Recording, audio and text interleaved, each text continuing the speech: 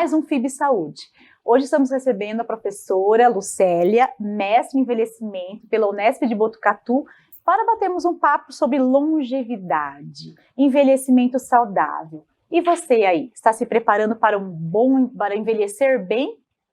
Vamos começar com alguns dados, umas informações do IBGE sobre a expectativa de vida do brasileiro. Segundo o IBGE, os homens vivem, em média, têm expectativa de vida de 73 anos e as mulheres de 80 anos. Lucélia, por que essa diferença? Por que será, né, Thaís? Por que será? É muita diferença. Vamos lá. Primeiro, né, a gente sabe que o homem não se cuida. Sim. Para ir ao médico, olha, tem que estar numa situação assim muito difícil para poder ir. E as mulheres, como sempre, mais cuidadosas com a sua saúde, né? E claro que isso se reflete no tempo de vida deles. E, além disso, tem a questão de como homem e mulher envelhecem também de maneira diferente, né?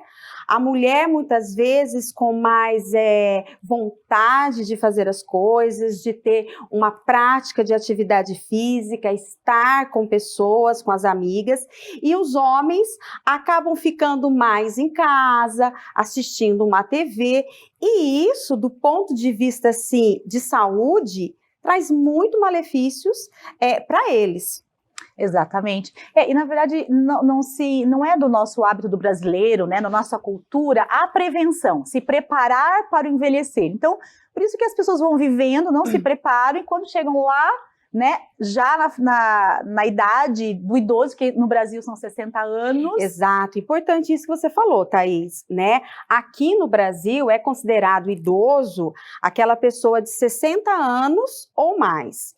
Se nós formos comparar com os demais países, principalmente os países europeus, é considerado idoso a pessoa de 65 anos ou mais, né?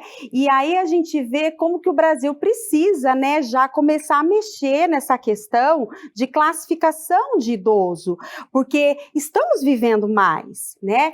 Tem alguns dados também do IBGE, trouxeram a questão de como que aumentou a nível de Brasil, né, a questão da população idosa. Hoje, no Brasil, já temos 14,7% da população considerada idosa, né?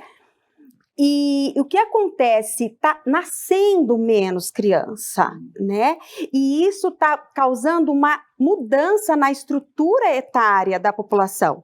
Nós temos, assim, hoje, muito mais idosos dependentes de outras pessoas do que crianças e adolescentes dependentes de outras pessoas, né? Eu acho que hoje, se a gente der uma saída aí pela cidade, a gente vai ver a quantidade de casas de repouso para idosos, né? Então, como que aumentou esse número de casas de idosos, né?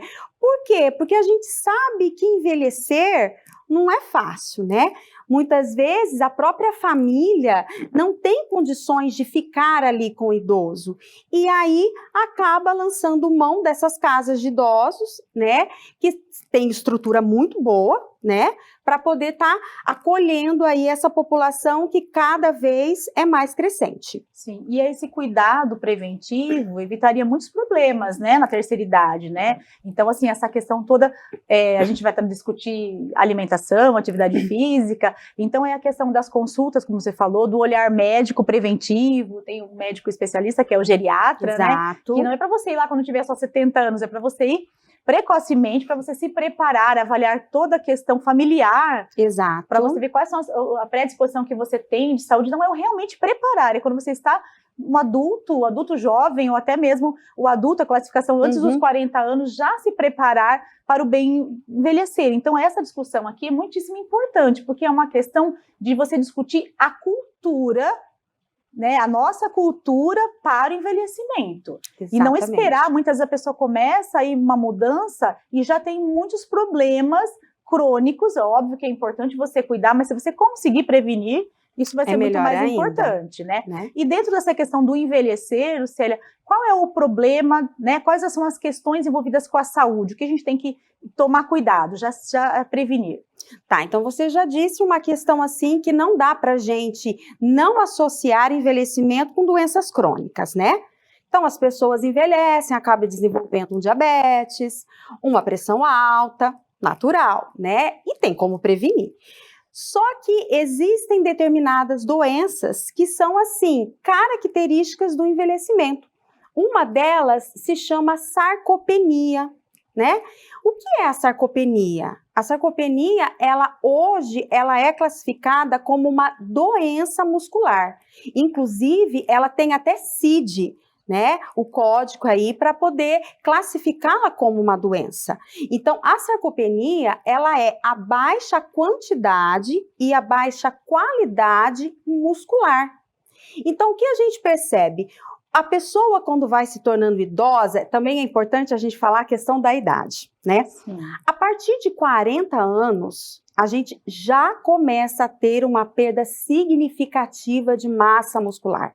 Então, a gente fala que é cerca de 5% a cada 10 anos. É uma perda muito significativa. Sim, importante. Então, o que eu tenho que fazer? Antes de chegar nessa questão do envelhecimento, a idade de 60 anos, eu já tenho que estar me cuidando antes, para que eu possa envelhecer de uma maneira mais saudável, principalmente do ponto de vista muscular. Porque pensa bem, o músculo, ele é a nossa sustentação para que a gente possa realizar as nossas atividades diárias, né? Então, o que acontece? O idoso, ele fica, por conta dessa perda de massa muscular, perda de qualidade de massa muscular, ele se torna incapaz de fazer simples atividades em casa, como, de repente, varrer um quintal, subir uma escada, conseguir tomar banho sozinho, né? E tudo isso, essa questão da sarcopenia, ela é preventiva, né? Tem como a gente prevenir a sarcopenia. O que os estudos mostram, né? Que a sarcopenia, ela é prevenida principalmente pela prática de exercício físico, né? Ai, nossa, mas eu nunca fiz exercício físico na minha vida. Pois bem, se você quer envelhecer com saúde, conseguindo tomar o seu banho sozinha, conseguindo fazer o mínimo de atividade diária em casa, eu preciso cuidar da minha questão muscular, né? A fraqueza muscular, ela é a principal causa de queda em idosos, né? A gente acha que a gente cai porque o osso está fraco. Não, a gente cai porque o músculo está fraco e não consegue dar a sustentação aí para essa massa esquelética, né? Principalmente exercícios de resistência. O que é um exercício de resistência? São exercícios com peso mesmo, né? Para poder ajudar essa musculatura a se fortalecer. Só que eu não posso fazer da minha cabeça, né? Eu Sim. preciso ter aí o auxílio de um profissional de educação física, né? De um próprio fisioterapeuta que possa passar atividades específicas para o idoso, né? Onde o idoso normalmente ele perde mais massa muscular? Na panturrilha. Então, quando você vê aquele idoso com aquela canelinha bem fina, né? É indicativo de idoso sarcopênico, de idoso que tem uma perda de qualidade e de massa muscular. E existem esses protocolos para poder identificar essas alterações clinicamente, né, Lucélia? Então, os médicos, eles têm, pelo menos a grande maioria hoje em dia eu percebo que tem essa prática, né, de identificar, dependendo da especialidade, né, de avaliar. Mas será que eu digo assim, o SUS, né? Será que eles também têm? Porque a gente percebe que nos convênios isso acaba acontecendo. Mas se a gente for pensar na saúde pública, é importante que se preconize esses protocolos para conseguir identificar, porque você não consegue cuidar daquilo que você não identificou. Exatamente, bem colocado, Thaís. A gente sabe que os geriatras, né, existe, acho que foi 2018, não vou me recordar exatamente a data, lançou-se um protocolo chamado de SARC-F, que é um protocolo que ajuda a rastrear se aquele idoso, ele tipo assim, ele pode ter sarcopenia. Então, é uma ferramenta investigativa, né? E assim, nós temos uma série de exames que podem ser feitos, né? Mas existe algo assim que muito simples e que precisa ser realizado políticas públicas para se colocar isso no SUS, que é um teste super rápido de subir e sentar, né? Sentar e subir da cadeira, né? Você fazer o movimento de assento, Sentar né? e levantar, Isso, né, sentar cadeira. e levantar da cadeira, né? Então, esse movimento, o idoso consegue fazer 5 subidas em menos de 15 segundos? Não consegue. Opa!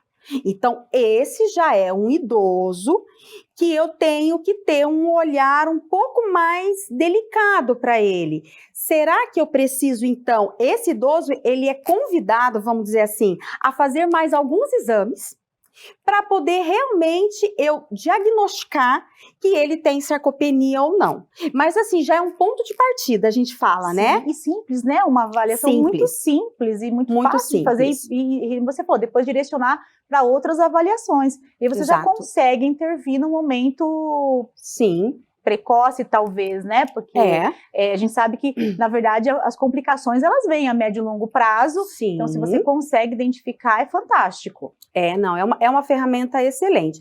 Nós temos outras também, nós temos uma que é de medida de panturrilha, né? Essa partezinha aqui mais gordinha da perna, né? Nós temos medidas também, mas assim, essa da cadeira eu acho que é assim, numa gama de pessoas, né? Eu tenho uma série de idosos, eu preciso olhar como eles estão, isso aí atende muito bem, né? Desculpa, são várias ferramentas, são várias ferramentas. Não é tão difícil, né? Exato. E não custa caro, né? Não. Né? Em todo lugar, no posto de saúde, você vai lá, você tem uma cadeira. Então, você faz o teste aí com a cadeira. E rápido. E muitas vezes até o pessoal da enfermagem, de repente, pode fazer na triagem, né? Que você faz a pressão. Você já faz rapidamente ali, né? Em minutinho, você já consegue ter essa identificação de um possível problema em relação à sarcopenia. Exatamente. Está se falando muito hoje em dia, né? A gente começa a ver muito mais. E essa questão toda de você tratar esse idoso, também é o convencimento, convencer o idoso que precisa ter esse olhar para o exercício físico e também para a alimentação, porque um indivíduo que não se alimenta bem não consegue praticar os exercícios mais simples, né? E nós sabemos que o público idoso tem algumas dificuldades com a alimentação. Então, nós vamos discutir no segundo bloco do programa um pouquinho mais sobre alimentação, para saber as recomendações nutricionais. Então, porque o exercício sozinho não vai resolver, e nem a alimentação. Então, esse conjunto. Nós vamos parar um minutinho para o intervalo, voltamos já já.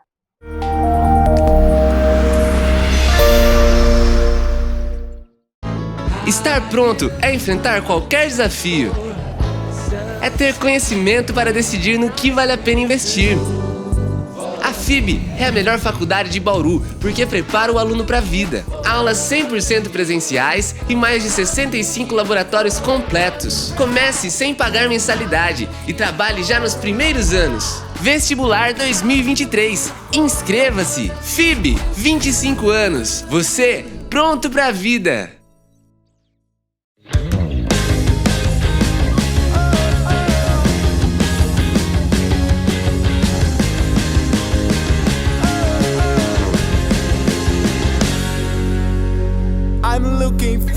I'm searching to something real nice, something real true for me and you.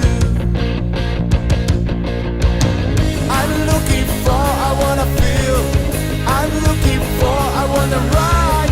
I'm looking for.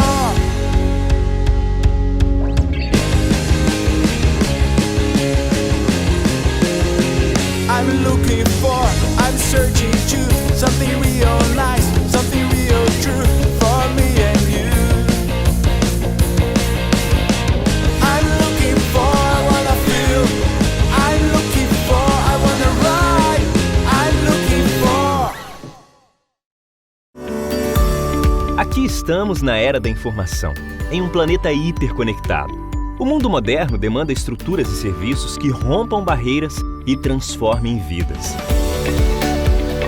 Crescer é evoluir, chegar mais longe acompanhando de perto cada detalhe, em cada lugar e a cada projeto entregar além do que se espera. A LP NET é fibra ótica, é o presente e o futuro.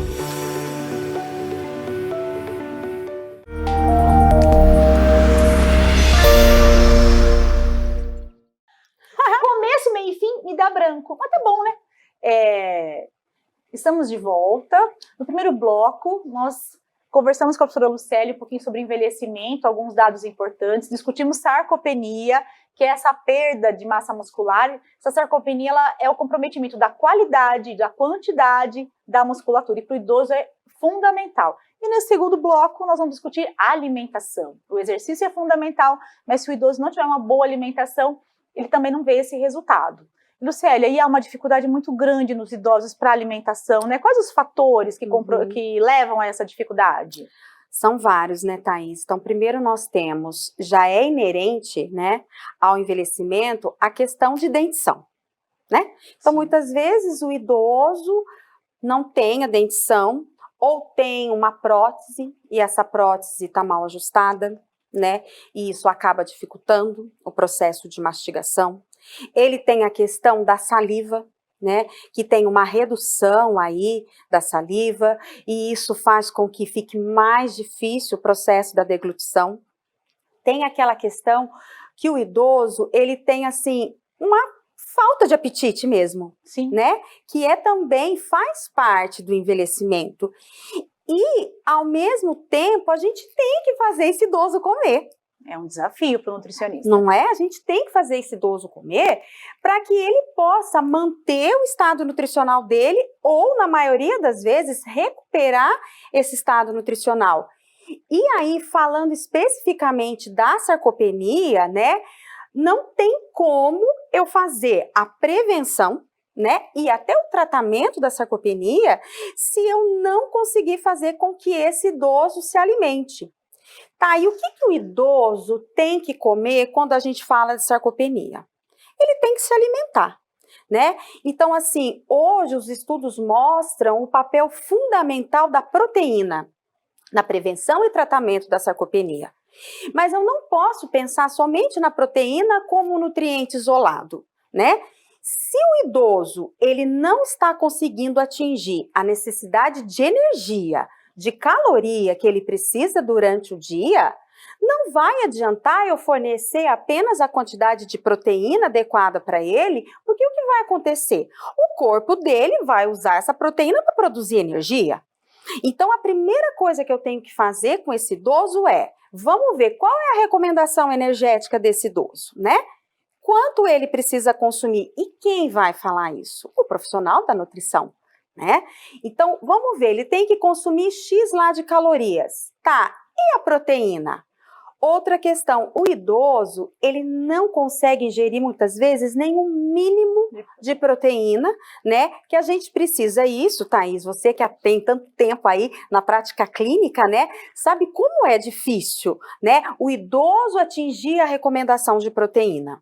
Muitas vezes em consultório eu pego o idoso ingerindo 0,3, 0,4 gramas por quilo de peso. Então, o que quer dizer isso, na verdade? Que a gente, para conseguir bater essa recomendação, a gente faz um cálculo que é 0,8 a 1 grama de proteína por quilo de peso. Então, de acordo com o peso que esse indivíduo tem, a gente multiplica por esse fator e consegue uma gramagem. Então, o mínimo é 0,8, né, Lucélia, de recomendação. Isso. Então, às vezes que eu falo 0,3, 0,4, tá abaixo do mínimo recomendável.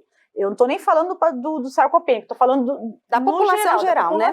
Então, as pessoas, e aí, claro, acima de 60 anos, que tem essa maior dificuldade. Então, realmente, como você falou, é um desafio. A hora que você pega e fala, nossa, tá muito. E aí, como é que você vai estimular esse paciente a ter uma ingestão proteica maior?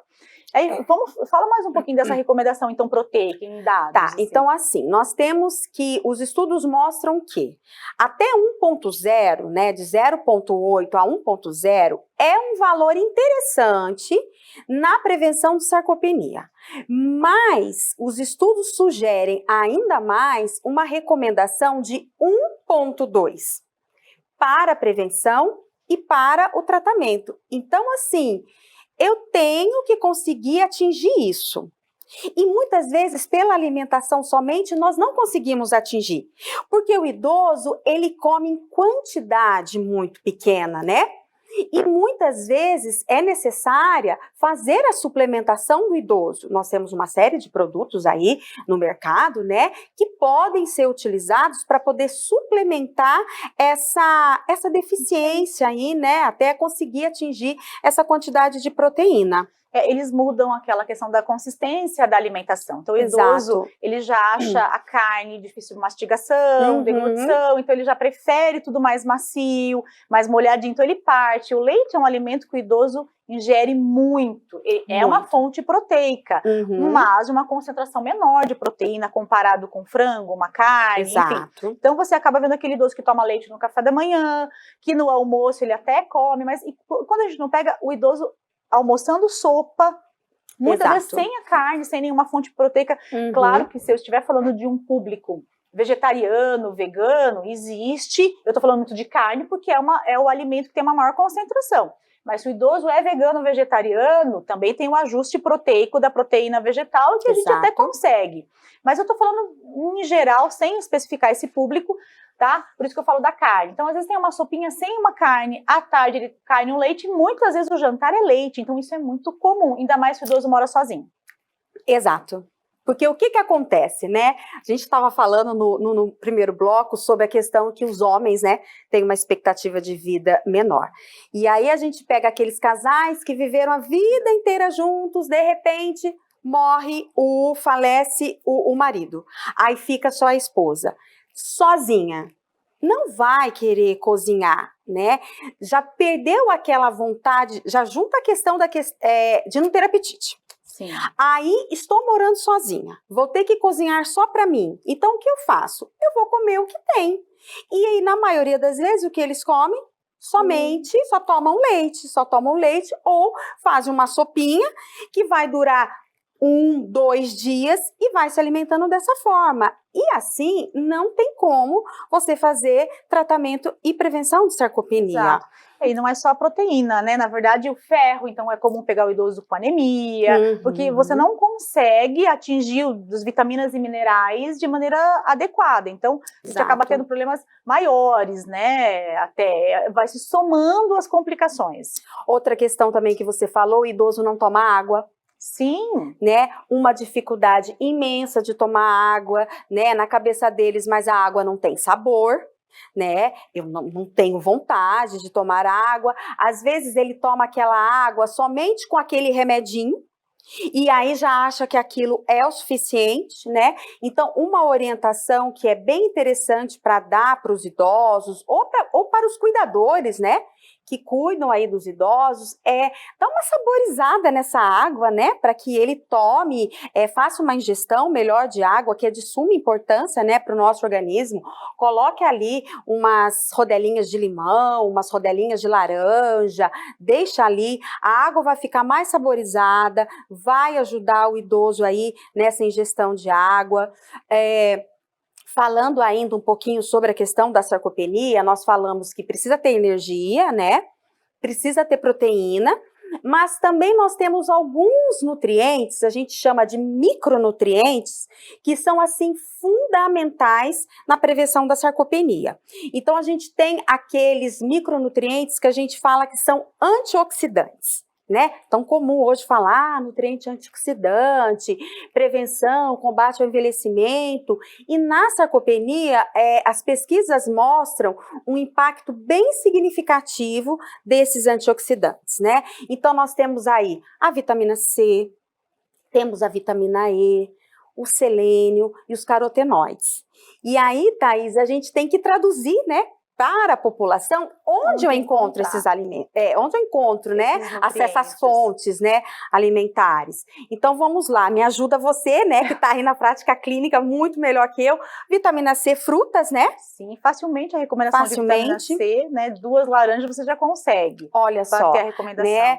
Selênio, nós temos nas oleaginosas. Somente a castanha do Pará, 1 unidade. Então, aí a pessoa não tem condições, às vezes, de comprar uma castanha do Pará, nós vamos no amendoim. No amendoim, na aveia, no brócolis, então existe sim a possibilidade. E a aveia no mingauzinho, acho que o idoso vai conseguir. Exatamente, até bem porque lembrado. as castanhas, elas são duras, estão dependendo do idoso, relação à mastigação, né, também tem que ser avaliado. E aí, quando a gente fala da questão dos carotenoides, nós temos aí os vegetais alaranjados, né? Então, nós temos aí a questão dos avermelhadinhos, que tem antocianina, beterraba, repolho roxo, né? Então, não, a vitamina D. Nossa, vitamina D, eu falo que é o nutriente, assim, do futuro, né? Porque a vitamina D, ela tá, assim, envolvida numa série de prevenção de doenças, né? E não seria diferente na sarcopenia, né? E a vitamina D, como é que a gente consegue, né? Colocar esse idoso para tomar sol, Exato. né? Nosso idoso tem que tomar sol, né? Se necessário fazer a suplementação da vitamina D, mas mesmo assim, tomar o sol pela manhã é de fundamental importância para o idoso. E sempre avaliar, esse idoso ele tem que passar em consultas médicas frequentes, com o nutricionista, porque mesmo a questão da vitamina D, avaliar se realmente não está abaixo, porque por muitas vezes tem que suplementar, mas suplementar com uma orientação profissional, isso é fundamental, porque até nós falamos em um outro programa sobre autossuplementação, que algumas vitaminas elas sobrecarregam muitas funções orgânicas, então é importante ter esse olhar médico também. Em relação aos demais nutrientes, nós sabemos que o idoso ele acaba tendo um comprometimento de absorção de nutrientes, porque a gente envelhece por fora, mas envelhece por dentro também. Então, o intestino, a microbiota intestinal. Então, o nutricionista ele vai ter também esse olhar para poder avaliar se essa microbiota intestinal está adequada, através de alguns sintomas, né, alguns sinais e sintomas que o idoso relata. E a gente pode recuperar essa microbiota intestinal, com alimentação, fibra, talvez probiótico, né, óbvio, com uma avaliação, para que tudo que ele coma seja aproveitado. E se não for, a gente realmente suplementa. Exatamente, muito bem lembrado isso, né? Às vezes o idoso, ele tem uma alimentação ótima, né? Ele consegue consumir as frutas, consegue aí consumir bem a quantidade de carne, né? Come seu queijinho, né? Mas e a questão intestinal? Né? O que a gente tem também muito comum no idoso é a questão do intestino preso, né? E um dos principais motivos do intestino preso é a falta de água que nós comentamos, né? E não adianta, a questão da ingestão das fibras, das frutas, dos vegetais. Como a Thaís bem falou, eles acabam comendo esses vegetais numa outra consistência, né? Mais cozida, mais amolecida, não gosta de comer salada de folhas, e isso tudo vai prejudicando aí o funcionamento intestinal, né? Então, mas eu ainda acho que o fator mais relevante do idoso na questão que nós estamos discutindo hoje é a proteína. Exato. Que é o maior desafio, porque às vezes você bate uma vitamina e coloca algum cereal, você coloca fruta e você consegue, mas a proteína é um grande desafio. Então, como você falou, vamos traduzir aí, por exemplo, a quantidade proteica. Então, se eu tenho um idoso, um indivíduo de 65 quilos, por exemplo, a Lucélia comentou sobre a recomendação, né? Se é 0,8 gramas de proteína por quilo de peso para uma pessoa de 65 anos, se ela tomar um leite no café da manhã, um copo de leite, uma fatia de queijo, no almoço, 2 filezinhos de frango, 2. À tarde, mais um leite, 2 ovos à noite, mais a proteína vegetal do feijão, enfim, ele consegue bater a recomendação. A pergunta é se ele está comendo isso tudo. O leite, tenho certeza. Se eu começo a aumentar a recomendação, como a Lucélia falou, 1,2, que é um valor melhor proteico para esse idoso, aí eu já tenho que ficar mais atento. Por quê? O jantar, os 2 ovos que tem uma quantidade menor de proteína, é um alimento maravilhoso, mas tem uma concentração menor. Eu vou ter que aumentar o volume de ovo, tá? Ou já colocar os 2 filés de frango. Então, se eu for pensar nos pacientes idosos que eu atendo, é um grande desafio para eles. E mesmo assim, talvez não chegue, falte ainda 10, 15, 20 gramas de proteína diária para essa pessoa. É onde a gente entra com a suplementação. E como você bem disse, muitas vezes não é só a proteína isolada, né? Esses suplementos proteicos que a gente vê, mas um suplemento calórico e proteico. Mas aí quem vai avaliar é o nutricionista que vai avaliar o dia do paciente e identificar qual a real necessidade, né? A quantidade e tudo mais. Até porque o idoso ele tem uma perda renal natural do envelhecimento e pode ter um comprometimento renal. Então eu posso colocar proteína, mas eu tenho que levar isso em consideração. Então também cuidado para não sair por aí tomando suplementos proteicos sem o olhar do profissional. Exatamente, Thaís. Não é? Então a gente realmente tem que ter esse cuidado. Lucélia, eu acho que conseguimos aí atingir o que nós, né? Eu acho que pelo menos é uma pincelada para o pessoal ter essa ideia, essa noção da importância da prevenção e do tratamento da sarcopenia e ter uma vida longa, feliz e saudável. Exatamente. Muito obrigada pela Agradeço participação. pelo convite. Até a próxima. Até a próxima. E finalizamos o FIB Saúde até o próximo programa.